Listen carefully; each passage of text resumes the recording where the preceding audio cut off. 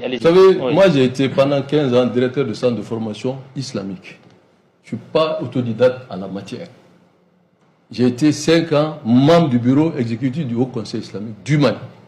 J'ai été pendant 5 ans directeur des émissions et des émissions sur des radios et des télés islamiques, notamment Dambé, Islamique et Nieta. Je sais de quoi je parle.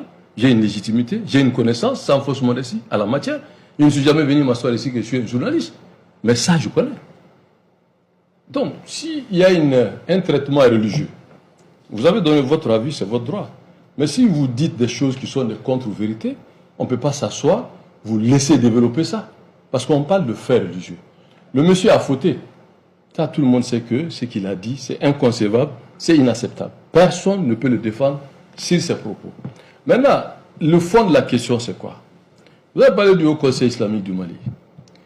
Mais on a vu ici le président du Haut Conseil islamique dire qu'il n'y a pas d'autorité au Mali. J'ai dit, je répète 3 fois, il y avait action publique. On a vu son fils ici traiter le prophète de l'islam de comédien. Donc arrêtez vraiment d'enflammer. Un dossier de justice, moi je ne me mêle pas. Mais j'observe, je vois les choses. Ce qui est condamnable, tout le monde a condamné. Même l'intéressé est sorti pour reconnaître que ce qu'il a dit est inacceptable. Maintenant, la justice fait son travail, je ne me mêle pas de ça. Mais il ne faut pas qu'il y ait 2 poids, 2 mesures. Il ne faut pas que vous venez vous asseoir parler des choses que vous ne connaissez pas.